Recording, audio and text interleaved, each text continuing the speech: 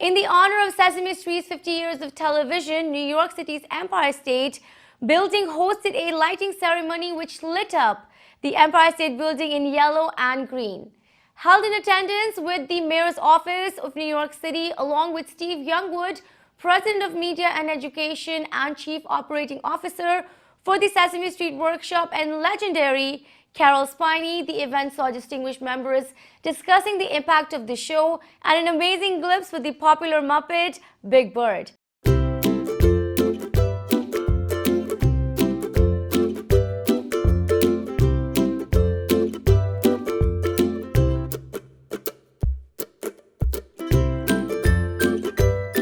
Now, we're going to light up New York City just like you've lit up our lives all these years.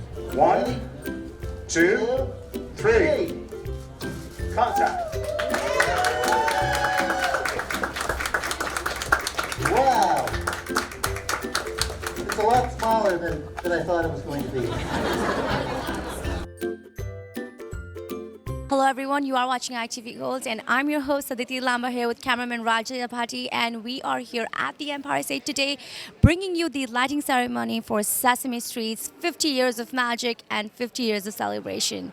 A show that truly defines every child in this America. We're so excited to be representing the ethnic media here and to really incorporate the essence of diversity and inclusivity in the state and city of New York. Stay tuned here, we are going to bring you some exclusives with the team of Sesame Street and also from the Mayor's Office, and stay tuned as we also bring you none other than the Big Bird.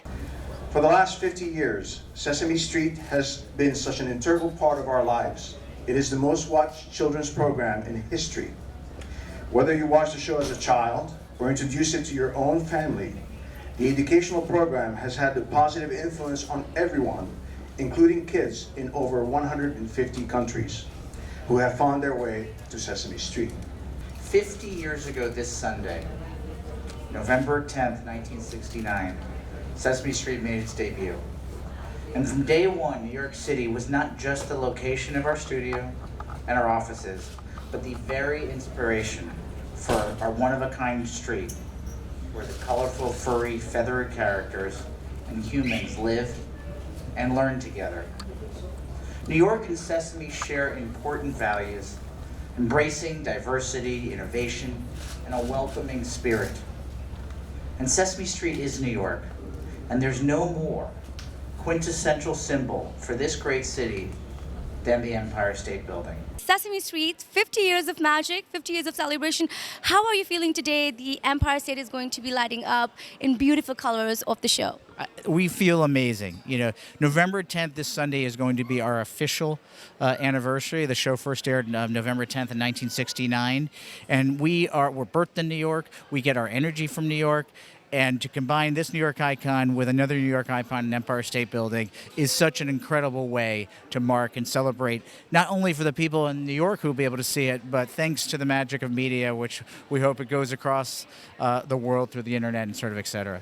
You know, it's amazing how Sesame Street has gone so far, 150 countries, an amazing nonprofit, as well as something that's truly combined education and media all together. You know, you went to Yale, you went to Stanford, you are a media mogul who has worked with many, many huge entities who sort of bring the sustainable education system in television. What's your take on that entire industry right now when you look 50 years into this entire business and you see so much work and amazing, results in the end? Yeah, I think that, the Sesame Workshop and Sesame Street was founded in the idea, how do you harness the power of media to help educate kids and give everyone equal access to education? You know, the reality today is that media is becoming more and more a part of everyone's life. So that is the exciting part about it. And it makes our mission even more and more relevant than ever. Of course, also, it's a much more fragmented world, which to us means we just have to keep doing our job as well as we can, because there's so much competition for that engagement. And without that engagement, we're not going to be able to fulfill our mission.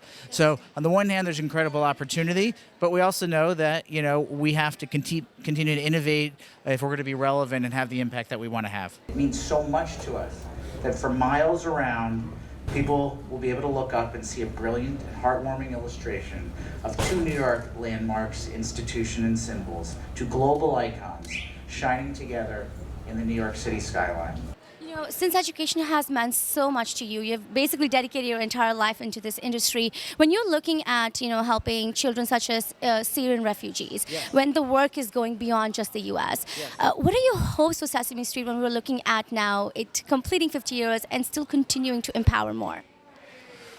Our hopes are to continuing to do what we do on a top level, which is help kids grow stronger, smarter, and kinder, and use the incredible sort of power of engagement of media to do it. But obviously to do it with the issues that matter most. And we always ask ourselves, where are there issues that are addressing kids and families, and where are we in position to use what we do so well to help it? You mentioned the Syrian refugee, and that was one of the biggest one of the greatest humanitarian crises in the history, if not the greatest, and with very little effort going to early childhood education. And we saw the opportunity, combining with the IRC, to both from a mass media and a targeted community-based way, to go in there and help educate these kids who are the future of that region, let alone the world, and have a real impact. And that is just an example of the many ways we think that we can address issues of the day and help change the world for a better place. For over 50 years, Sesame Street has delighted children and parents alike, proving time and again that television can be a powerful force for education. And it's also featured one of the most recognizable New York City fictional landmarks. And so it was my absolute pride and pleasure to join the mayor earlier this year in telling everyone how exactly to get there when we officially renamed 63rd and Broadway Sesame Street. I'd like to introduce Mr. Spinney's foremost collaborator. At over 8 feet tall, he is the gentlest, wittiest, and most brilliant yellow of the avian species. Please join me in welcoming Big Bird. Hello there! Hi everybody, it's me, Big Bird! I'm so happy to be here for the first ever Carol Spinney Day!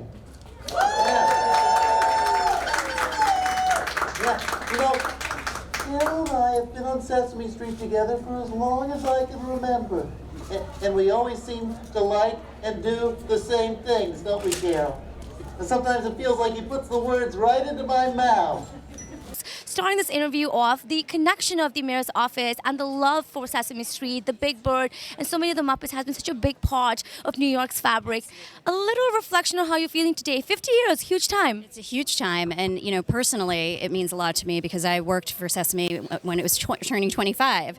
So to see it, to be part of the 50th anniversary celebration of a really iconic New York City institution is really important for the city. You know, in terms of respecting diversity and inclusion, Sesame Street is all about it. And if I may say, I think so is New York City. A little comment on what you've seen in terms of diversity and inclusion in television, as well as you've seen it in New York in the last few years. Sure. I mean, Sesame Street certainly set the standard for diversity on television, and as a Made in New York production, it's definitely exemplary of the kind of diversity that we want to see on television now. And I think there's definitely been an increase in representation. When you look at the lineup of shows, you're seeing a lot more diversity in the characters and also behind the screen as well.